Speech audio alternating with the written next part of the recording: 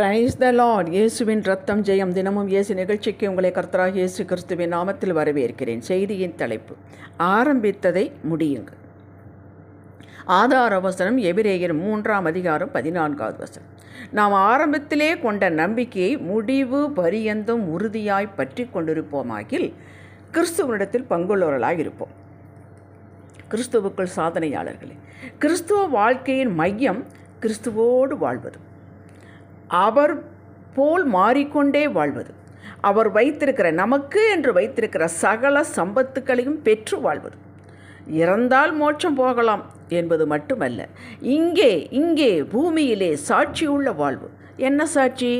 இயேசுவின் பேரில் நம்பிக்கை வைத்து அவருடையது எல்லாம் என்னுடையது, லூக்கா 15:31 என்று இயேசு சொன்ன வார்த்தையின் பேரில் நம்பிக்கை வைத்து அவரது கிருபையையே முற்றிலும் சார்ந்து கல்வாரியிலே என்னுடைய பலவீனங்கள், நோய்கள், வியாதிகள், தரித்திரம், பாவம், சாபம் சகலத்தை சுமந்து விலைக்கிரயம் கொடுத்து மூடைத்து விட்டார். இனி அவைகளுக்கும் எனக்கு சம்பந்தமே இல்லை என்ற நிதர்சன உண்மையை மையமாக கொண்டு வாழும்போது அவருடைய சுபாவத்தை வெளிப்படுத்தும் பாக்கியம் கிடைக்கிறது. இது சாட்சி. எவ்வளவு கோபக்காரனாக, சோம்பேறியாக, அவசரக்காரனாக இருந்த இவளா இப்போது இவ்வளவு தன்மையாய், பொறுமையாய், முகமலர்ச்சியாய் இருக்கிறார்கள். எப்பொழுது சுறுசுறு என்று வேலை செய்து கொண்டிருக்கிறார்கள், எறும்பை போல.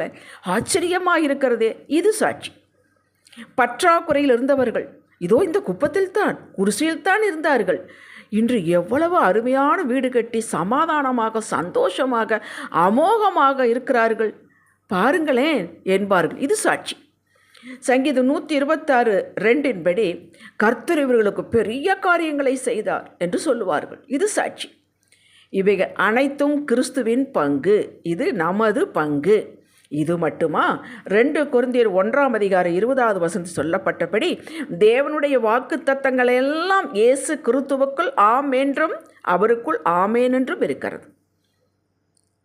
அவருக்குள் இருக்க அத்தனை வாக்குகளுக்கு நாம் சுதந்திரவாளி, பங்காளிகள். சரி, இத்தனை யாருக்கு? நமக்குத்தான். ஆரம்பம் முடிவு என்பது எல்லாவற்றுக்கும் உண்டு. விசுவாசத்தை துவக்கிறவரும் முடிக்கிறவரும் நிறைவு செய்கிறவர். எபிரேயர் 12:1 இயேசு கிறிஸ்து.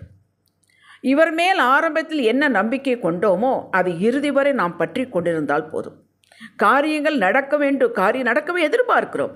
நடக்காவிட்டாலும் சரி, ஏதும் நடக்காவிட்டாலும் சரி, எதிர்மறையாக வந்தாலும் சரி, நான் பிடித்தது தான் என்று வைராக்கியத்தை காட்டுங்கள். அவர் தகப்பன், நாம் பிள்ளைகள். நாம் அவர் சொந்த ஜனம், பங்காளர்கள், சுதந்திரவாளிகள். இந்த உறவை அவர் மாற்றுவதும் இல்லை. இந்த உறவுக்கு கொடுக்க வேண்டிய கணத்தை அவர் மறுப்பதும் இல்லை. பாதையை விட்டு அவர் நம்முடைய பாதையை விட்டு அவர் விலகுவதும் இல்லை. நாம் தான் காரியங்கள் வாய்க்காத போது, கையூடி வராத போது, காற்று எதிராக அடிக்கிற போது நம்மீது ஏதோ குறை இருக்குமோ, குற்றம் செய்து விட்டோமோ, பாவம் செய்து விட்டோமோ, நம் பிள்ளைகள் பாவம் செய்து விட்டதோ, அவர் தனது உருக்கமான இரக்கத்தை அடைத்து கொண்டாரோ என்று சங்கீதக்காரன் புலம்புவது போல புலம்புகிறோம். சங்கீதம் 77:7-9 ஆசாப் என்ற சங்கீதக்காரன் இப்படி புலம்புகிறார். பின் அவனே சொல்லுகிறான், இது என் பலவீனம். கர்த்தருடைய செயல்களை நினைவு கூறுவேன், அவருடைய பூர்வ அதிசயங்களை நினைவு கூறுவேன், செயல்களையெல்லாம் யோசிப்பேன் என்று தனக்குத்தானே பேசிக்கொண்டு திரும்பவும் இந்த விசுவாச கோட்டைக்குள் வருகிறான். இதுதான் ஒப்பற்று. விழுவது, திரும்பி போவது, அது உலகத்தில் இருக்கும் பொழுது நேரிடுகிறது. அது ஒன்றும் தவறல்ல. ஆனால் திரும்பி கோட்டைக்குள் வந்து, விசுவாச கோட்டைக்குள் வந்துவிட வேண்டும். மறுபடியும் இருக்க பிடித்து கொள்ள வேண்டும். சரி, நான் விடமாட்டேன் ஆண்டவரே, என்ன நடந்தாலும் சரி, நீர் எனக்கு உயர்ந்த திட்டங்கள் வைத்திருக்கிறேன், உயர்ந்த சிந்தனைகள் கொண்டிருக்கிறேன், நீர் அதை நிறைவேற்றியே தீருவேர், நான் விடமாட்டேன் என்று பிடித்து கொள்ள வேண்டும். இதுதான் பற்றி கொண்டிருப்பது. பல காரணங்களினால் இப்படி ஒரு தொய்வு வருகிறது. இது குற்றமல்ல. நாம் மாம்சத்தில் தானே வாழ்கிறோம். ஆனால் இதிலே நிலை கொண்டிருக்கக்கூடாது. அப்படி இருந்தால் பிசாசு நம்மை பிரித்து எடுத்துக்கொண்டு போய்விடுவான். மொத்தமும் வேஸ்ட். புலம்பல் 3:40 எரேமியா மூலம் கர்த்தர் பேசுகிறார். நாம் நம்முடைய வழிகளை சோதித்து ஆராய்ந்து கர்த்தரிடத்தில் திரும்ப கடவோம். இது தினமும் நடக்கணுங்க. இன்றைக்கி என்ன செஞ்சோம், ஏன் நமக்கு இப்படி சோர்வாக இருக்கக்கூடாதே. உடனே ஆராய்ந்து பண்ணி வழியை சரி பண்ணி கொண்டு அவரோட ஓடி வந்துடணும். அவர் பாதத்தை பற்றி கொள்ள வேண்டும், வேதத்தை பிடித்து கொள்ள வேண்டும், வார்த்தையை பிடித்து. அவர் எங்கே இருக்கிறார்? உயிரோடு ரூபத்திலேயே இருக்கிறார்? இல்லையே. அவருடைய வார்த்தை ஆவியாகியும் ஜீவனுடையதாக இருக்கிறது, கிருபையும் சத்தியம் நிறைந்ததாக இருக்கிறது. வார்த்தையை பிடித்து கொள்ள வேண்டும். ஆண்டவரே, இந்த வார்த்தையை நான் பிடித்து கொண்டேன், நான் விடமாட்டேன், இதன்படி எனக்கு நடத்தி தீர்வீர் என்று பிடித்து கொள்ள வேண்டும். இது தினமும் நடக்க வேண்டும். ஆபிரகாம் தவறினவன் தான். சாராய் பேச்சை கேட்டு கர்த்தருக்கு காத்திராமல் இஸ்மவேலுக்கு தகப்பனானான். ஆனால் உடனே இந்த விசுவாச எல்லைக்குள் வந்து விட்டான். பின் மாறவே இல்லைங்க. விசுவாச தந்தை என்ற பெயர் பெற்றான். நமக்கும் தடுமாறும் சூழ்நிலைகள் வருவதுண்டு. ஆனால் உடனே விசுவாச எல்லைக்குள் வந்துவிட வேண்டும், திரும்பிவிட வேண்டும். விழுவது தவறல்ல, ஆனால் விழுவதும் பின் எழுவதும், விழுவதும் எழுவதுமாக வாழ்க்கை இருக்கக்கூடாது. அப்போ நகரவே முடியாது, ஒரு இன்ச்சு கூட முன்னேற்றம் இருக்காது. ஏசாயா 26:3 சொல்லப்பட்டது போல, உம்மை உறுதியாய் பற்றி கொண்ட மனதை உடையவன் உண்மையே நம்பி இருக்கிறபடியால் நீர் அவனை பூரண சமாதானத்தோடு காத்துக்கொள்வீர். கேட்டீர்களா? உறுதியாய் பற்றி கொள்ள வேண்டும். ஒரு எஜமானனே ஒரு வேலைக்காரன் உறுதியாய் பற்றி கொண்டிருந்தால் அவனை விட மாட்டான், கட்டாயம் ஆசீர்வதிப்பான். மனிதர்களிடம் அப்படித்தான். ஒரு வெறுமல் நம்பிக்கை வைத்து நாம் இருக்கிறோம் என்றால் அவர் நம்பிக்கைக்கு இல்லாத பாத்திரமாக போனாலும் அவர் மேல் நம்பிக்கை இருக்க வேண்டும். மன்னித்து விட்டு நம்பிக்கையாக இருக்க வேண்டும். அவர்கள் வெட்கப்பட்டு போவார்கள். ஐயோ, நாம் நம்பிக்கையாக இல்லை, அவருடைய நம்பிக்கை பாத்திரமாக இல்லை, நாம் ஏமாற்றி விட்டோம். ஆனாலும் பார், நம்மை நம்புகிறார், அவர் மாற்றிக்கொள்வார். உங்களுடைய நம்பிக்கை, அவர் மேல் வைத்த நம்பிக்கை நீர் கனப்படுத்துகிறது, அவருக்கு மரியாதை கொடுக்கிறது, அவர் மாற்றிக்கொள்வார். இந்த வார்த்தை உறுதியாய் பெற்றுக்கொண்ட மனதையுடைய உண்மையே நம்பி இருக்கிறபடியா பூர்ண சமாதானத்தை கூட காத்துக்கொள்வீர். இந்த வார்த்தை தானியேலின் வாழ்வை நிரூபித்ததே. சிங்கக்கபியில் போட்டாலும் நான் அவரை மறுதளிக்க மாட்டேன், தேடுவதை நிறுத்த மாட்டேன் என்றிருந்தானே. அப்படி இருக்கணுங்க வைராக்கியமா. அப்படி இருந்தவங்க கெட்டு போயிருக்கிறார்களா? வெட்கப்பட்டு போயிருக்கிறார்களா? இல்லையே, பிரகாசம் அடைந்தார்கள், பெரிய பிரகாசம். இதை கனப்படுத்தினாரே கர்த்தர், பாதுகாத்தார். உயர்வோ உயர்வு. அந்நிய தேசத்திலே பாபிலோனிலே 4 ராஜாக்கள் காலத்தில் தானியேல் பிரதான போஸ்ட்.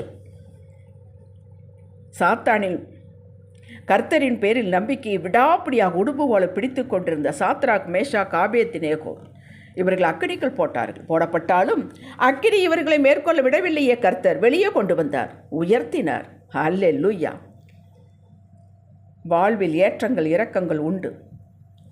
ஒரு இரக்கம் வந்துவிட்டது, பள்ளத்தாக்கு வந்துவிட்டது, முள்ளு கல் வந்துவிட்டது என்பதற்காக சோர்ந்து போய்விடக்கூடாது. நம்ம நம்பிக்கை இழந்து விடக்கூடாது. விசுவாசம் அந்த நற்பொருளை இழந்து விடக்கூடாது. அதுதாங்க நம்மளுக்கு சேஷ்டபுத்திர பாகமாறு பிடித்து கொள்ள வேண்டும். பல காரியங்கள், மேன்மைகள் வரும் போகும், மனிதர்கள் வருவார்கள் போவார்கள், உறவுகள் வரும் போகும். ஏதோ எப்படி இருந்தாலும் கர்த்தர் மேல் வைத்த நம்பிக்கையை மட்டும் விடாமல் உறுதியாக பிடித்து கொள்ள வேண்டும். இதுக்கு வைராக்கியம் வேண்டும். இதுக்குத்தான் வைராக்கியம் வேண்டும். இது நல்ல வைராக்கியம். இந்த உறுதிக்கு, இந்த பொறுமைக்கு, இந்த காத்திருக்கிறதுக்கு பரிசு உண்டு, நிரந்தர பரிசு உண்டு.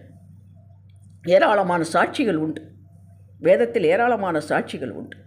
என்ன நடந்தாலும் விடமாட்டேன் என்று பிடித்து கொண்டவர்களுக்கு தாவீதை எடுத்துக்கொள்ளுங்கள். விட்டுட்டே ஓடி இருக்கலாம். அதை வாசிக்கும் போது நம்மளாம் நினைப்போம் விட்டுட்டே ஓடி போயிடலான்.